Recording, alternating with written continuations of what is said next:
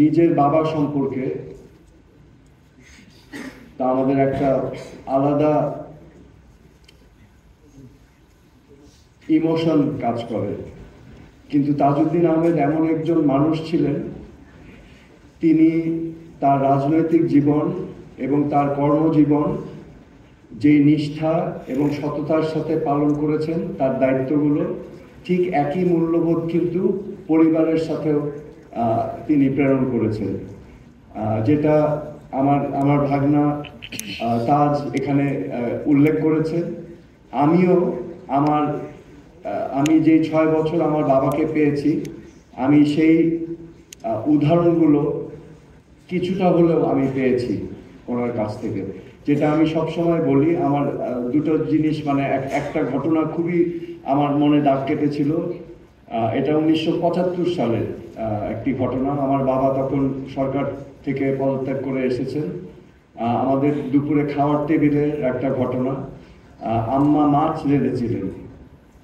আমি যেহেতু ছোট মানুষ, 5-6 বছর বয়স, মাছের কাঁটা বেছে খেতে একটু ঝামেলা লাগে, তাই না? তো আমি আম্মাকে আবদার করেছিলাম, আম্মা আমি মাছ খাবো না, অন্য কিছু খেতে আবদার করেছিলাম। তো আমার মা স্বাভাবিকভাবেই, একমাত্র ছেলে আবদার করেছে, ব্যস্ত হয়ে গেল যে কি দেওয়া যায়।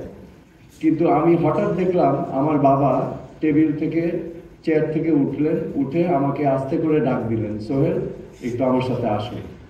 আমার মনে আছে আমাদের খাওয়ার ঘর থেকে পাশে একটা বারান্দা ছিল, তো সবার আড়ালে নিয়ে গিয়ে উনি আমাকে বললেন, এই বাংলাদেশ স্বাধীন করতে লক্ষ লক্ষ মানুষের প্রাণ দিতে হয়েছে, এখনো অনেক পরিবার দুবেলা খেতে পারে না, তোমার কোনো অধিকার নেই খাওয়া নিয়ে টালবাহানা করার, তোমাকে যা দেওয়া হয়েছে সেটাই খেতে হবে।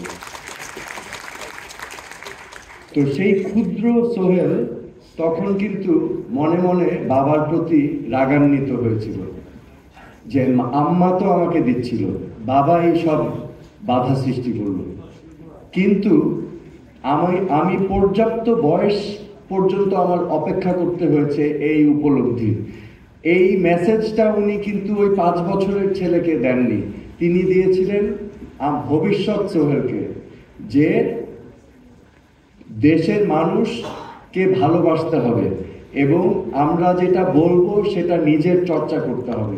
তো তাজউদ্দিন আহমেদ তেমনই একজন ব্যক্তি ছিলেন, যিনি শুধু বলেননি, তিনি কাজেও প্রমাণ করেছেন, শুধু তার কর্মক্ষেত্রে না, তার ব্যক্তিগত জীবনে।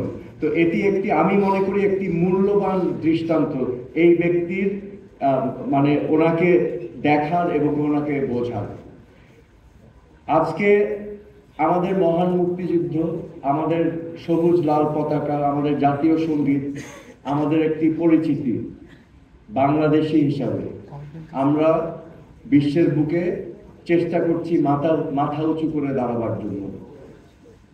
এটার পিছনে সকলের অবদান আছে। আমরা জানি যে 71 সাল ঘটেছে একটি রক্তক্ষয়ী মুক্তিযুদ্ধের মাধ্যমে।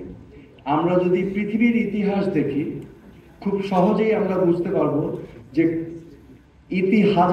হাজার বছরের ইতিহাস স্পষ্টভাবে বলছে যে কোনো জনগোষ্ঠী আরেকটি জনগোষ্ঠী দ্বারা নির্যাতিত, নিপীড়িত হতে চায় না, এবং সেটারই প্রমাণ আমরা পেয়েছি এই যে কলোনিয়ালাইজেশনের সমাপ্তি বা ইতি টানার মধ্য দিয়ে, যে উপনিবেশিক শাসনকে আমরা প্রত্যাখ্যান করেছি, এই ভারতবর্ষেও আমরা প্রত্যাখ্যান করেছি, এবং পরবর্তীতে আমরা দেখেছি ব্রিটিশ উপনিবেশিক শাসন যাওয়ার পর পাকিস্তান আমাদেরকে একই রকম ভাবে, পশ্চিম পাকিস্তান আমাদেরকে শাসন করেছে, নিপীড়ন নির্যাতন করেছে। স্বাভাবিকভাবে এই আমাদের জনগোষ্ঠী সেই সময় এটাকে মেনে নেয়নি, এবং 7.5 কোটি মানুষ সে সময় ঐক্যবদ্ধ হয়েছিল মুক্তির জন্য, এবং সেই সূত্রে আমাদের স্বাধীনতার ইতিহাস, 23 বছরের স্বাধীনতার ইতিহাস।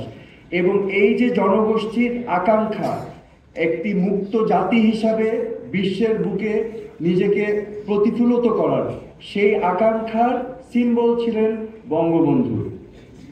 এবং আমাদের আমরা যখন প্রস্তুত হয়েছিলাম সেই মুক্তির পথে যাওয়ার জন্য, সেই মুহূর্তে আমরা জানি বঙ্গবন্ধুকে পাকিস্তানি আর্মি গ্রেফতার করে নিয়ে যায়।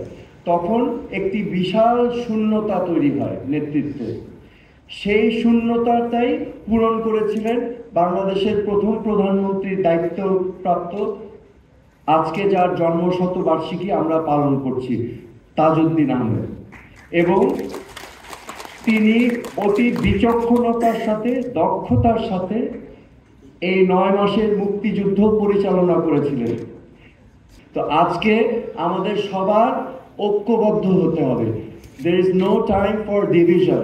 আমাদের সবার এক হতে হবে, এক হতে হবে মুক্তিযুদ্ধের চেতনায়, এক হতে হবে জুলাই আগস্টের চেতনায়, এক হতে হবে সেই শহীদের যেই রক্তর বিনিময়ে আমরা এই মহান মুক্তিযুদ্ধের মাধ্যমে বাংলাদেশকে পেয়েছি।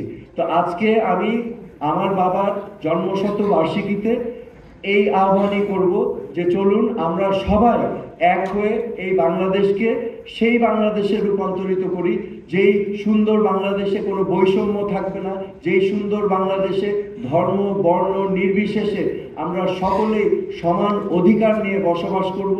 এমন একটি সুন্দর সমৃদ্ধশালী বাংলাদেশ যেখানে চিকিৎসার অভাবে কেউ মৃত্যুবরণ করবে না। এমন একটি সুন্দর সমৃদ্ধশালী আধুনিক বাংলাদেশ যেখানে সকলের শিক্ষার অধিকার থাকবে। এমন একটি সুন্দর সমৃদ্ধশালী আধুনিক বাংলাদেশ যেখানে সকলে ন্যায় বিচার পাবে। আজকে এটাই হোক আমাদের এই তাজউদ্দিন আহমেদের জন্মশতবার্ষিকীর প্রত্যাশা।